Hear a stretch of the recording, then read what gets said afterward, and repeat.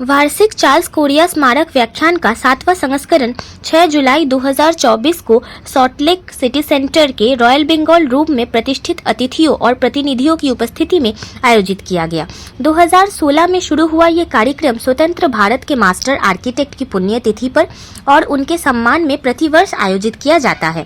Charles Korea foundation द्वारा समर्थित ये व्याख्यान इंडोनेशिया के प्रख्यात वास्तुकार आंद्रा मेटिन द्वारा दिया गया। समकालीन इंडोनेशियाई और एशियाई वास्तुकला की एक प्रमुख शक्ति आंद्रा मेटिन को अक्सर एक असाधारण दृष्टि वाले असाधारण वास्तुकार के रूप में जाना जाता है। विभिन्न प्रकार के कार्यों से युक्त एक समृद्ध पोर्टफोलियो के साथ आंद्रा मेटिन को 1999, 2002, 2008, 2009, 2010, 2011 में 5 IAI इंडोनेशियाई इंस्टीट्यूट ऑफ आर्किटेक्ट्स पुरस्कारों से सम्मानित किया गया। 2012 में उन्हें GA गैलरी टोक्यो में एक वास्तुकला प्रदर्शनी में भाग लेने के लिए आमंत्रित किया गया था। इस अवसर पर अंबुजा न्योटिया के अध्यक्ष हर्षवर्धन न्योटिया ने कहा कि चार्ल्स कोरिया की विरासत उनके द्वारा डिजाइन की गई संरचनाओं से कहीं आगे तक फैली हुई है। वास्तुकला के समाज और पर्यावरण के संबंध के बारे में उनके दूरदर्शी विचार हमें प्रेरित करते रहते हैं। उन्होंने ऐसी वास्तुकला का समर्थन किया जो आधुनिक प्रगति और संधारणीय प्रथाओं को एकीकृत करते हुए किसी स्थान की सांस्कृतिक आत्मा को प्रतिबिंबित करती है। सिटी सेंटर सॉल्ट लेक इस दर्शन का एक प्रमाण है, जो वास्तुकारों और शहरी योजनाकारों के लिए एक प्रकाश स्तंभ के रूप में खड़ा है, जो उन्हें समावेशी रहने योग्य स्थान बनाने का आग्रह करता है, जो व्यवस्थित और समग्र रूप से जीवन का जश्न मनाते हैं। वार्षिक चार्ल्स कोरिया स्मारक व्याख्यान के मुख्य आयोजक और वास्तुकार आशीष आचार्य ने कहा, सबसे पहले मैं अंबुजा न्योटिया के अध्यक्ष हर्षवर्धन न्योटिया के प्रति आभार व्यक्त करना चाहूँगा, जिनके अटूट समर्थन और जुनून के बिना ये कार्यक्रम संभव नहीं हो पाता। हम भारत और विदेश से उन वास्तुकारों को आमंत्रित करते हैं जिन्होंने अपने कौशल और पेशे पर गहरी पकड़ का प्रदर्शन किया है, जो यहाँ आकर अपनी परियोजनाओं का प्रदर्शन कर रहे हैं और समाज, संस्कृति, कला और शिल्प और सबसे बढ़कर आलोचनात्मक क्षेत्रवाद के कोरियाई मूल्यों के साथ जुड़ाव भी स्थापित कर रहे हैं। युवा शक्ति से बात करते हुए आंद्रा मेटिन ने कहा कि दुनिया के अलग अलग देशों की वास्तुकला अलग अलग होती है और हमें इसका ध्यान रखना पड़ता है। उन्होंने वास्तुकला संवर्धन के क्षेत्र में अंबुजा समूह के प्रयासों की सराहना की। उन्होंने युवा वास्तुकारों से पर्यावरण, भविष्य और देश की संस्कृति का हमेशा ध्यान रखने की अपील की। मैं हूं शांति, आप देख रहे हैं युवा शक्ति न्यूज, हर खबर पैनी नजर। आज हमारे साथ हैं इंडोनेशिया के famous architect mister Andra Matin. Sir, first of all very warm welcome to my Kolkata and my first question to you that it's an event of 7th Charles Korea Memorial lecture and you are a guest speaker in it. So what's your experience? How you are feeling? It's a very honor to invite here to the Calcutta.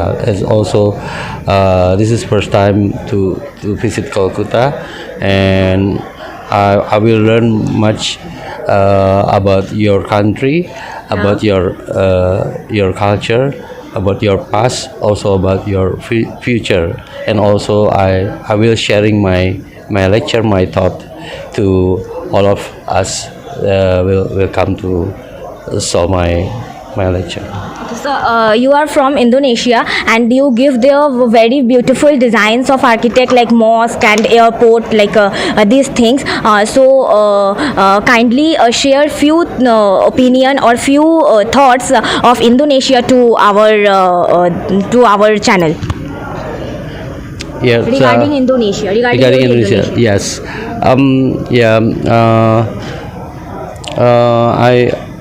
I'm architect there. Always respect about the culture, about the climate, and I will share my experience to how architecture also respect to the themselves and make the architecture has a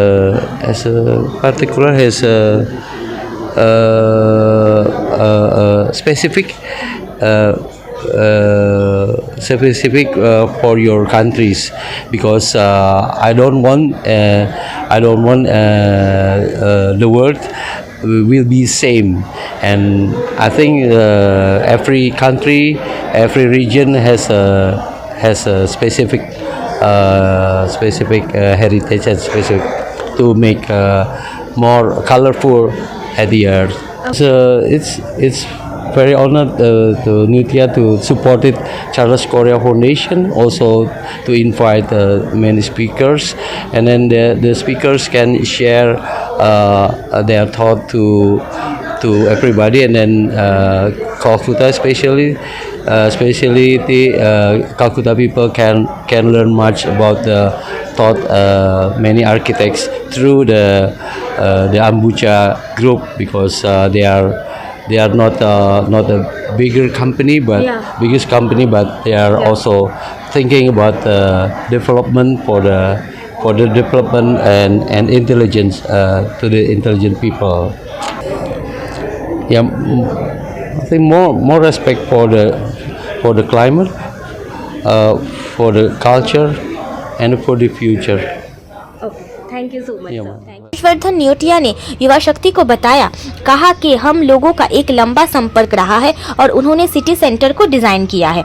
उन्होंने युवा वास्तुकारों को सलाह दी कि उन्हें पर्यावरण और गुणवत्ता पर ध्यान देना चाहिए। आज तक अंद्रा मटीन ने पूरे इंडोनेशिया में 100 से अधिक परियोजनाओं को डिजाइन और निर्मित किया है, जिसमें घर, संग्रहालय, गैलरी, रेस्तोरां, सार्वजनिक पार्क, मस्जिद और कई अन्य परियोजनाएं शामिल है। समाज के जाने माने, कोलकाता के जाने माने विशिष्ट उद्योगपति अंबुजा न्योटिया ग्रुप के चेयरमैन हर्षवर्धन न्योटिया जी यहाँ आज हम लोग अभी मौजूद हैं चार्ल्स कोरिया के 7th एडिशन मेमोरियल लेक्चर में। सर से इसी के बारे में कुछ बातें डिस्कस करेंगे। सर, ये जो एक मेमोरियल लेक्चर ऑर्गेनाइज हुआ है और आपके अंबुजा न्योटिया ग्रुप के एक से बढ़कर एक इवेंट, इतने इनिशिएटिव रहते हैं, इस बारे में क्या कहेंगे? चूँकि हम लोगों का एक लंबा संपर्क रहा है श्री चार्ल्स कोरिया के साथ, और उन्होंने ये सिटी सेंटर का भी डिज़ाइनिंग किया था, तो उनकी स्मृति में हमने ये आयोजन चालू किया था। ये 7वां एडिशन है, और हम लोग देश विदेश से, इस देश से भी नाम किए हुए आर्किटेक्ट को बुलाते हैं और उनके काम से लोग प्रोत्साहित हों, कुछ उनको अनुप्रेरणा मिले, यही हमारा चेष्टा रहता है। फिर बाकी जो लोग हैं उनको किस तरह से लेते हैं वो निजी बात है। युवा शक्ति के माध्यम से जो यूथ्स आर्किटेक्ट बनने की इच्छा रखते हैं, उन लोगों से क्या अपील रहेगी आपकी? एनवायरनमेंट को नज़र रखते हुए एनवायरनमेंट प्रोटेक्शन में ध्यान देना चाहिए, और फिर ये जो अलग अलग ढंग की चीज़ें हो रही हैं देश विदेश में, उससे एक इंस्पिरेशन लेके हम लोग का काम आगे बढ़ाना चाहिए। आर्किटेक्ट के मतलब ये यहाँ के इंडोनेशिया के मशहूर आर्किटेक्ट यहाँ गेस्ट स्पीकर के तौर पे मौजूद रहे, तो उनके बारे में कुछ जानना चाहेंगे आपसे? ये तो उन्होंने निजी में इतना बड़ा अभी अपना विश्लेषण किया है अपने काम के बारे में, तो मैं तो और क्या कहूँगा उसके लिए। लेकिन उनका एक अनोखा ढंग है अपने देश में काम करने का, और मैं ऐसा सोचता हूँ कि लोगों को काफ़ी आइडियाज़ मिले होंगे उनसे। 1962 में बर्डंग के जन्मे अंद्रा मटीन ने 1981 में बर्डंग के पढ़ांगन विश्वविद्यालय से आर्किटेक्चर में स्नातक की उपाधि प्राप्त की। 1990 से 1998 तक ग्रहसिप्टा हदीप्राना में एक आर्किटेक्ट के रूप में काम करने के बाद उन्होंने इंडोनेशिया के जकार्ता में स्थित एक स्टूडियो अंद्रा मटीन आर्किटेक्ट्स की स्थापना की। अंद्रा मटीन ने आज तक अपनी परियोजनाओं के माध्यम से लगातार सांस्कृतिक अभिव्यक्ति के विभिन्न रूपों से खुद को जोड़ा है। हाल ही में अपना 62वां जन्मदिन मनाते हुए उनके काम में कोई कमी नहीं आई है और अभी भी कई क्रांतिकारी परियोजनाएं चल रही है।